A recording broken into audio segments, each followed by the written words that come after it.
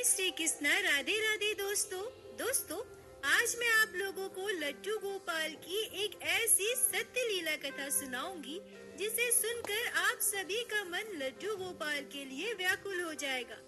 आज मैं आप लोगों को भगवान श्री कृष्ण की परम भक्त एक वृद्ध महिला की एक ऐसी दर्दनाक कथा सुनाऊंगी जिसे सुनकर आप सभी की आंखों में आंसू आ जाएंगे, क्योंकि बाकी की दुनिया भले ही एक भक्त के दर्द को ना समझ सके, पर एक जो भक्त होता है वो दूसरे भक्त के दर्द को जरूर समझ पाता है।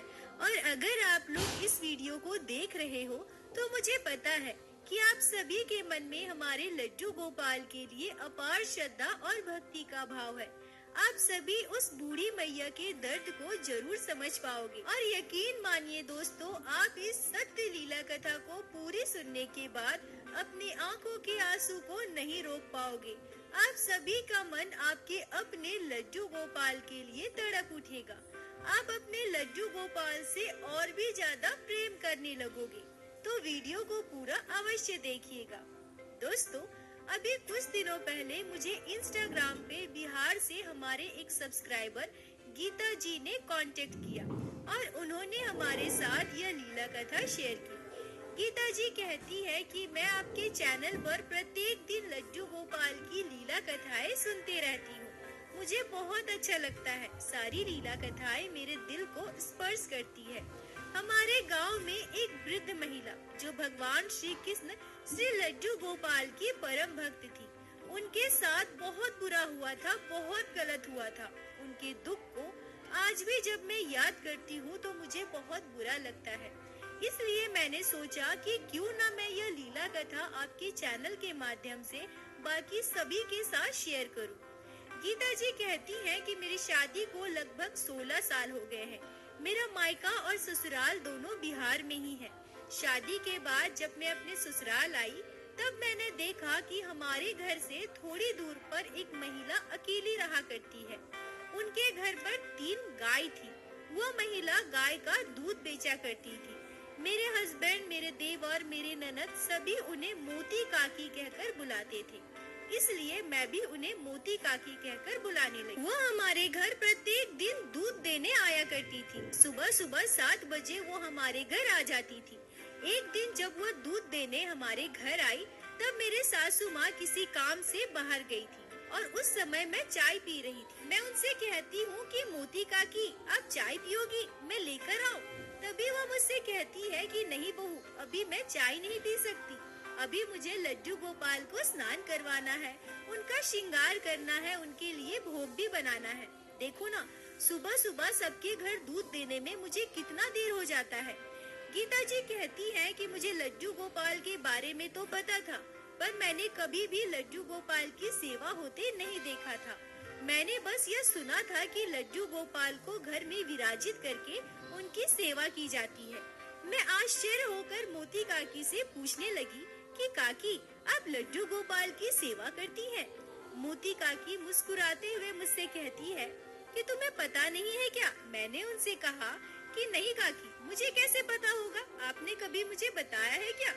तभी काकी मुझसे कहती है कि हाँ, मैं लड्डू गोपाल की सेवा वर्षों से करती आ रही हूँ। जब मेरा बेटा 3 साल का था ना, तभी मैं जन्माष्टमी के दिन लड्डू गोपाल को अपने घर लेकर आई थी और तब से आज तक मैं लड्डू गोपाल की सेवा करती हूँ। गीता जी कहती है कि जब उन्होंने कहा कि मेरा बेटा जब 3 साल का था तब मैं लड्डू गोपाल को लेकर आई थी, यह सुनकर मैं चौंक गई, क्योंकि मुझे तो हमेशा यही लगता था कि मोती काकी का इस जगत संसार में और कोई नहीं है। वो अकेले ही रहती है, अकेले ही अपना सारा काम भी करती थी। पर जब काकी मुझे यह बता रही थी कि मेरा एक बेटा है तो यह सुनकर मुझे बड़ा अजीब लगा। मैंने उनसे पूछा कि काकी आपका बेटा कहाँ रहता है? मैंने तो आज तक उसे कभी नहीं देखा।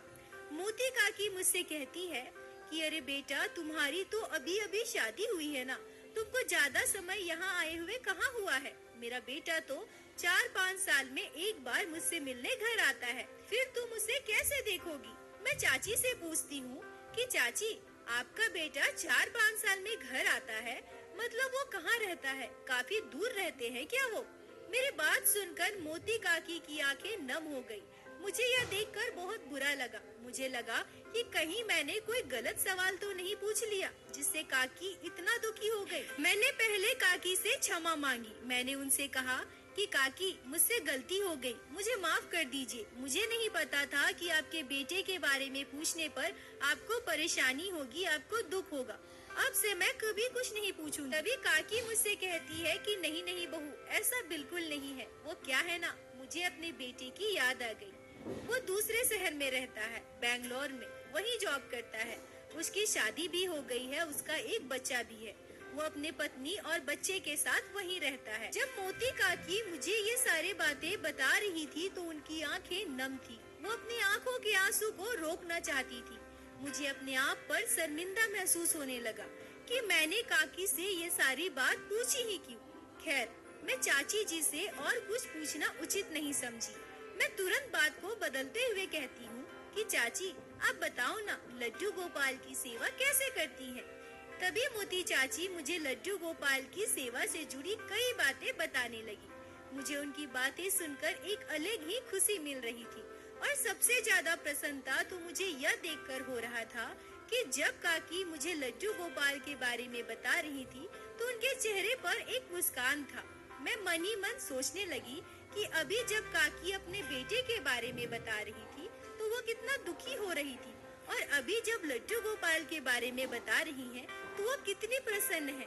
मैं लड्डू गोपाल के बारे में और पूछने लगी। मैंने उनसे कहा कि काकी, मैंने सुना है कि लड्डू गोपाल अपने भक्तों के साथ लीलाएं करते हैं, तो क्या आपके लड्डू गोपाल ने आपके साथ कभी कोई लीला की है? क्या आपने कभी अपने लड्डू गोपाल की किसी लीला को महसूस किया है? तभी मोती काकी मुस्कुराते हुए मुझसे कहती है कि अरे हाँ बहू, मैंने तो अपने लड्डू गोपाल की कई लीलाओं का अनुभव किया है, पर अभी मुझे बहुत देर हो रही है। तुम एक काम करो, जल्दी से दूध ले लो, मुझे बाकियों के घर भी तो दूध देने जाना है। फिर कभी फुर्सत में तुम्हें लड्डू गोपाल के बारे में सब कुछ बताऊंगी। अब तो मोती काकी दूध देने जब हमारे घर आती थी तो थोड़ी देर रुककर मुझसे अपने लड्डू गोपाल की बात जरूर करती थी। मैं भी उनके लड्डू गोपाल के बारे में पूछा करती थी। मोती काकी की बातें सुनकर मेरा भी लड्डू गोपाल से एक अलग ही लगाव हो गया था। अब तो हमारे घर में कोई मिठाई आता या कभी कोई फल आता था तो मैं उसमें से एक मिठाई या फल लड्डू गोपाल के लिए जरूर निकाल कर रखती थी, और जब मोती काकी दूध देने हमारे घर आती थी तो मैं उन्हें वो फल और मिठाई दे देती थी। और मेरा ऐसा करने पर मोती काकी भी बहुत खुश होती थी। वो मुझसे कहा करती थी कि तुम्हें पता है बहू, मैं लड्डू गोपाल से तुम्हारे बारे में बात करती हूँ। मैं अपने कान्हा को बताती हूँ कि तुम उनसे कितना प्रेम करती हो, उनके लिए फल और मिठाई भेजती हो। देखना बहू, तुम हमेशा खुश रहोगी। हमारे ठाकुर जी, हमारे लड्डू गोपाल की कृपा से तुम्हें कभी किसी चीज की कमी नहीं होगी। ऐसा कहकर मोती काकी मुझे ढेरों आशीर्वाद देती थी। जब भी कोई पर्व त्योहार आता था तो मोती काकी बहुत ज्यादा खुश होती थी। वो हमारे घर दूध देने आती थी तो कहती थी कि जल्दी जल्दी दूध ले लो ना, मुझे आज बहुत सारे काम है। मुझे आज अपने बाल गोपाल के लिए पकवान बनाना है। आज त्योहार है ना, मेरे लड्डू गोपाल को मुझे अच्छा सा भोग लगाना है। मोती काकी का अपने लड्डू गोपाल के लिए इतना प्यार और भक्ति भाव देखकर कभी कभी मुझे बड़ा ही आश्चर्य होता था। मैं सोचती थी कि भगवान के लिए लड्डू गोपाल की एक मूर्ति के लिए काकी के मन में कितना प्रेम और सच्चा भाव है। लड्डू गोपाल से वो कितना प्रेम करती है। सच कहूँ तो मेरे मन में उस समय लड्डू गोपाल के लिए इतना भक्ति भाव तो नहीं था, पर हाँ, काकी की बातें सुनकर एक लगाव सा मुझे भी लड्डू गोपाल के लिए महसूस होने लगा था। जब काकी अपने लड्डू गोपाल के लिए इतना कुछ किया करती थी तो उनके भक्ति भाव को देखकर मेरे मन में भी लड्डू गोपाल के लिए भक्ति भाव कहीं न कहीं बढ़ती जा रही थी। जन्माष्टमी पर, दीपावली पर जब काकी कहा करती थी कि मैं अपने लड्डू गोपाल के लिए पोशाक बनाऊंगी, तब यह बात मैं भी सोचती थी कि क्यों ना मैं भी लड्डू गोपाल के लिए एक सुंदर सा पोशाक बनाऊं और काकी को दे दूं। पर मुझे लड्डू गोपाल के लिए पोशाक बनाना नहीं आता था, इसलिए मैं त्योहार के समय जब भी बाजार जाती थी तो लड्डू गोपाल के लिए एक सुंदर सा पोशाक लाकर काकी को दे देती थी, क्योंकि काकी का घर हमारे घर से थोड़ी दूरी पर था और उस समय मेरी नई नई शादी हुई थी। मैं घर से बहुत कम निकलती थी, इसलिए काकी अपने लड्डू गोपाल का सुंदर सा श्रृंगार करके मेरे दिए हुए पोशाक को अपने लड्डू गोपाल को पहनाकर हमारे घर अपने लड्डू गोपाल को लेकर आती थी, जिससे मैं उनके कान्हा के दर्शन कर सकूं। मोती काकी का स्वभाव बहुत ही सरल और सीधा था। वो कभी किसी से लड़ाई झगड़ा नहीं करती थी। वो बस अपने काम से मतलब रखती थी।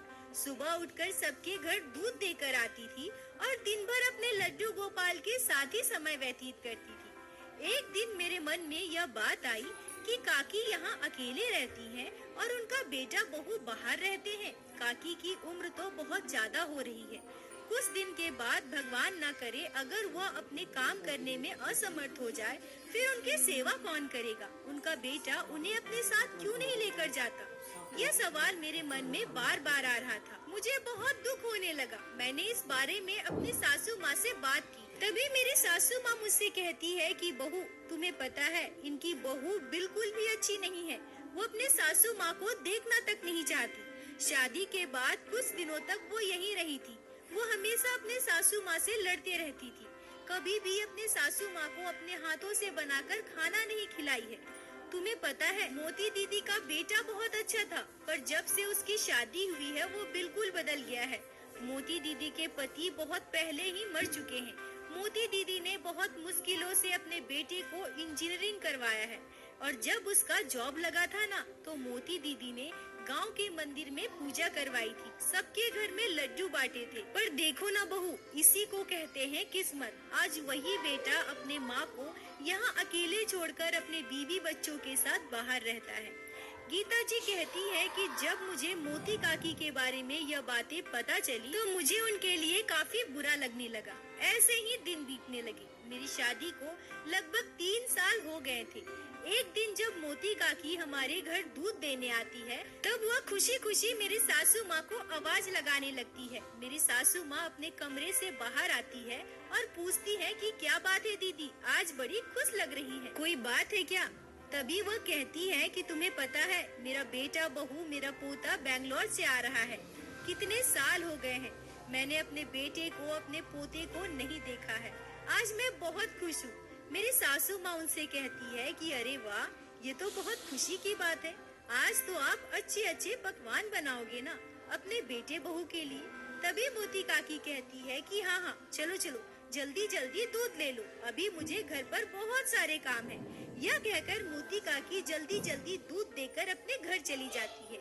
उनके बेटे बहू के आने के लगभग 7-8 दिनों के बाद मोती काकी एक दिन मेरी सासू माँ से कहती है कि मुझे इस गांव को छोड़कर जाने का बिल्कुल भी मन नहीं है। शादी के बाद इसी गांव में उसी घर में मैं बहू बनकर आई थी और अपने जीवन के इतने सारे वर्ष मैंने इसी गांव में बिताए हैं। पर अब मेरा बेटा बहू कह रहे हैं कि माँ, तुम्हारी उम्र हो गई है, तुम यहाँ अकेले कैसे रहोगी और हम बार बार तुमसे मिलने यहाँ नहीं आ सकते हैं। तो एक काम करते हैं ना, यहाँ का सब कुछ बेच देते हैं और तुम भी हमारे साथ वहीं चलकर रहो, कोई दिक्कत नहीं होगी तुम्हें। मेरी सासू माँ उनसे कहती है, तो क्या आप अपने बेटे के साथ बैंगलोर चली जाएंगी? मोती काकी मन से बहुत दुखी थी, पर ऊपर ही ऊपर मुस्कान देकर कहती है कि हाँ हाँ, मैं चली जाऊंगी। मेरा बेटा मुझे यहाँ अकेले छोड़कर जाना नहीं चाहता। उसे ऐसा लगता है कि अगर मैं कभी बीमार पड़ जाऊंगी तो मेरी सेवा कौन करेगा? और वैसे भी वो लोग तो बहुत दूर रहते हैं ना, बार बार तो मुझसे मिलने नहीं आ सकते। और मेरा बेटा बहू जब मुझसे इतनी जिद कर रहे हैं तो चली जाती हूँ ना उनके साथ। और हाँ, आप मुझे अपना एक नंबर कागज पर लिखकर दे देना, मैं कभी कभी आपको फोन करूंगी। मोती काकी अपने गांव को, अपने घर को छोड़कर जा रही थी। इस बात से वो दुखी तो थी, पर साथ ही साथ वो अपने बेटे बहू के साथ बैंगलोर रहने जा रही थी, यह सोचकर बहुत खुश थी। वो गांव में सबसे खुशी खुशी घूम घूम कर यह बात बता रही थी। वो सबसे कह रही थी कि अब तो मैं कुछ दिनों में बैंगलोर चली जाऊंगी, वहीं अपने बेटे बहू के साथ रहूंगी, आप सभी को बहुत याद करूंगी। उन्होंने गांव के बहुत सारे लोगों का नंबर भी ले रखा था। गीता जी कहती है कि कुछ दिनों के बाद हमें पता चलता है कि मोती काकी का बेटा अपना खेत, जमीन, अपना घर सब कुछ बेच दिया है और वो अपनी माँ को लेकर बैंगलोर जाने वाला है। शाम के लगभग 5-5:30 बजे मोती काकी हमारे घर आती है। उनके हाथ में एक छोटी सी टोकरी में उनके लड्डू गोपाल थे। वो कहती है कि अभी हम लोग थोड़ी देर में स्टेशन के लिए निकलने वाले हैं, इसलिए मैंने सोचा कि मैं सबसे मिल लूं। गीता जी कहती है कि मैं काकी के हाथ से लड्डू गोपाल को एक बार अपनी गोद में लेती हूँ और उनसे कहती हूँ कि काकी, आप अपने लड्डू गोपाल को लेकर जा रही हैं ना? अब मैं उनसे कैसे मिलूंगी? मोती काकी मुस्कुराते हुए कहती है कि बहू, मैं तुम्हें फोन करूंगी ना, तुम्हें अपने लड्डू गोपाल की हर एक बात बताऊंगी। तुम परेशान मत हो और अपना ख्याल रखना। यह कहकर मोती काकी हम सभी से मिलकर खुशी खुशी अपने बेटे बहू के साथ स्टेशन चली गई। काकी इतना ज्यादा खुश थी कि उन्हें इस तरह खुश देखकर हम सभी को बहुत अच्छा लग रहा था। बुढ़ापे में उन्हें अपने बेटा बहू का सहारा मिल गया, पर तभी उनके साथ एक ऐसी घटना घटी जिसे सुनकर आप सभी आश्चर्य हो जाओगे, जिसे हम में से कोई सोच भी नहीं सकता था। एक बेटा अपने माँ के साथ इतना गलत कर सकता है? क्या उसके मन में जरा भी अपने माँ के लिए प्यार नहीं था, सम्मान नहीं था? पैसे के लिए कोई कितना नीचे गिर सकता है, यह हमने उस दिन अपने आँखों से देखा था। अपने लड्डू गोपाल को अपने हाथ में लेकर एक छोटा सा बैग लेकर गांव में वापस आती है। उन्हें इस तरह से वापस आते देखकर गांव के सभी लोग चौंक जाते हैं, क्योंकि सभी को पता था कि वो अपने बेटे बहू के साथ बैंगलोर गई है। फिर वो अचानक से गांव वापस क्यों आ गई? काकी गांव में प्रवेश करते ही एक पेड़ के नीचे जाकर बैठ गई और जोर जोर से रोने लगी। गांव के सभी लोग वहां इकट्ठा हो चुके थे। सभी उनसे पूछने लगे कि क्या हुआ मोती काकी, आप रो क्यों रही हैं? आप तो अपने बेटे बहू के साथ बैंगलोर जा रही थी ना, फिर वापस क्यों आ गई? तभी मोती काकी रोते रोते हम सभी को जो बताती है उसे सुनकर सभी चौंक जाते हैं। किसी ने कल्पना तक नहीं की थी कि उनके साथ कुछ ऐसा हुआ होगा। उनका बेटा बहू उन्हें दूसरे प्लेटफॉर्म पर बिठा देता है और कहता है, माँ तुम यही बैठो, हम अभी टिकट चेक करवा कर आते हैं। अब वो बेचारी बूढ़ी अनपढ़ महिला, उन्हें क्या पता था कि ट्रेन का टिकट कैसे मिलता है, कैसे चेक होता है, क्या होता है। वो वही प्लेटफॉर्म पर बैठे बैठे अपने बेटे बहू के वापस आने का इंतजार करने लगी। समय बीतता रहा और शायद उनका ट्रेन आ भी गया और उस पर बैठकर उनके बेटे बहू ट्रेन से बैंगलोर चले भी गए होंगे। पर वह बुजुर्ग महिला स्टेशन पर बैठे बैठे अपने बेटे बहू का इंतजार करती रही। मोती काकी रोते हुए कहती है कि जैसे जैसे समय बीतता गया मुझे समझ में आ गया कि अब मेरा बेटा बहू कभी वापस नहीं आएंगे। मैं कहाँ जाऊँ, क्या करूँ, मुझे कुछ समझ नहीं आ रहा था। यहाँ तो अब मेरा घर भी नहीं है, मैं कहाँ रहूँगी। पर अपने लड्डू गोपाल को इस तरह से मैं भूखी प्यासी नहीं रख सकती थी। कम से कम अपने गांव में मांग मांग कर मैं अपने लड्डू बाबू को भोग तो लगा पाऊंगी। यह कहकर मोती काकी अपने लड्डू गोपाल को सीने से लगाकर रोने लगती है। मोती काकी के साथ इतना बड़ा अत्याचार हुआ है, इस बात से पूरे गांव में सनसनी फैल चुकी थी। सभी उनके बेटे बहू को बहुत गलत कह रहे थे।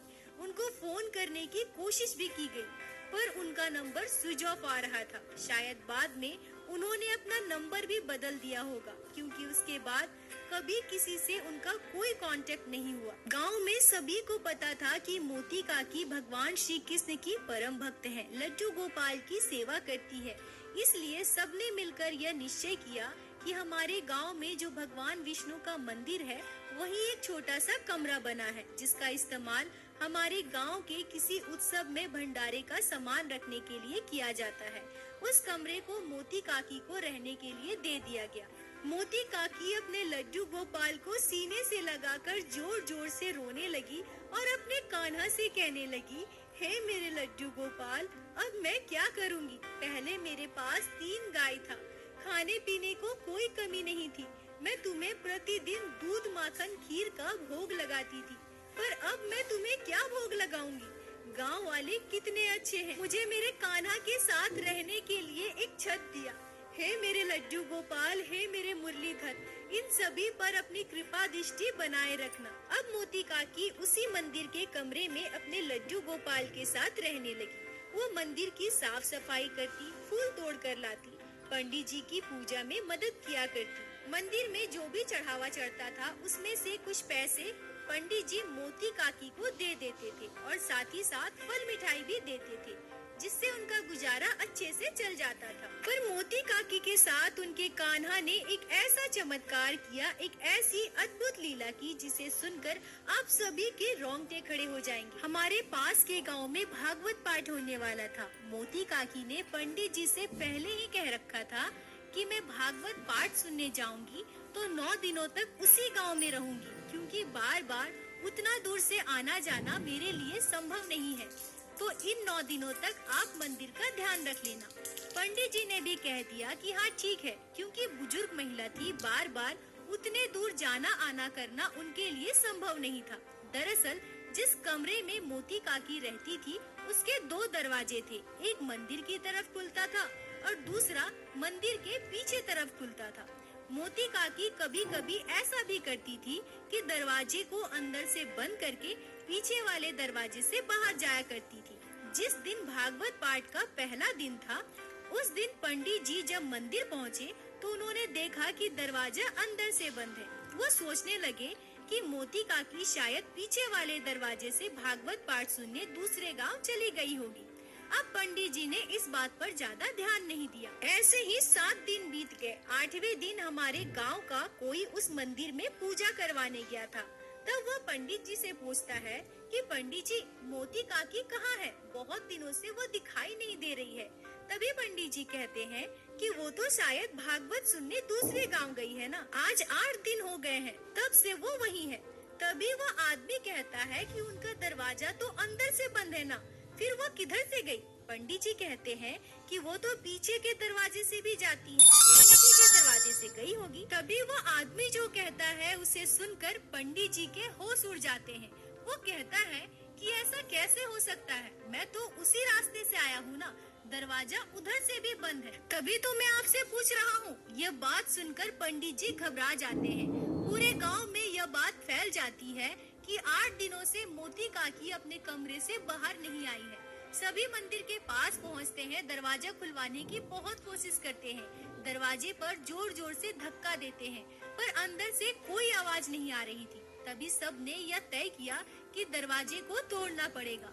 पर जब वो दरवाजा टूटता है और उस कमरे के अंदर का नजारा सभी देखते हैं तो उसे देखकर सभी को अपनी आंखों पर यकीन नहीं होता। मोती काकी लड्डू गोपाल के चरणों में अपना सर रखकर बैठी थी और उनका एक हाथ लड्डू गोपाल के सर पर था। ऐसा लग रहा था मानो वो अपने लड्डू गोपाल के बालों को सहला रही हैं। सभी उनको इस अवस्था में देखकर चौंक जाते हैं। तभी उन्हीं की उम्र की एक महिला उनके पास जाती है और जैसे ही उन्हें छूती है वो तुरंत जमीन पर गिर जाती है। मतलब मोती काकी हम सभी को छोड़कर इस दुनिया से जा चुकी थी, वो गोलोक धाम को प्राप्त कर चुकी थी। सभी यह देखकर आश्चर्य हो रहे थे कि पिछले 7-8 दिनों से किस तरह से मोती काकी लड्डू गोपाल के चरणों पर सर रख के बैठी रही और किस तरह से उनका हाथ लड्डू गोपाल के सर पर ही रहा, वो वहाँ से हटा तक नहीं। मोती काकी कितनी सौभाग्यशाली है जो उनके प्राण लड्डू गोपाल के चरणों में निकले, क्योंकि उनका पार्थिव शरीर बिल्कुल सही अवस्था में था। ऐसा लग रहा था कि उनकी मृत्यु शायद कुछ घंटों पहले ही हुई होगी।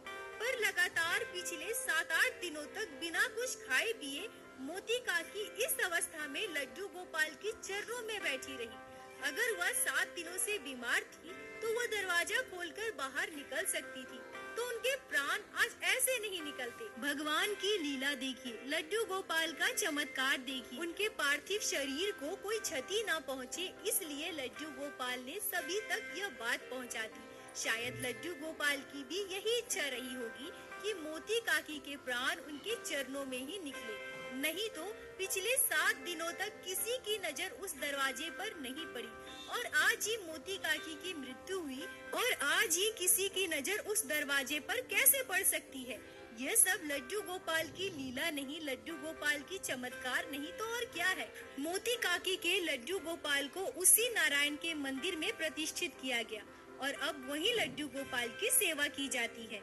पूरे आदर सत्कार के साथ मोती काकी का अंतिम संस्कार किया गया। गीता जी, आपका बहुत बहुत धन्यवाद जो आपने मोती काकी के जीवन में घटी लड्डू गोपाल के इस चमत्कार को हमारे साथ शेयर की, जिसको मैं हमारे चैनल के माध्यम से बाकी सारे भक्तों तक पहुंचा सकी।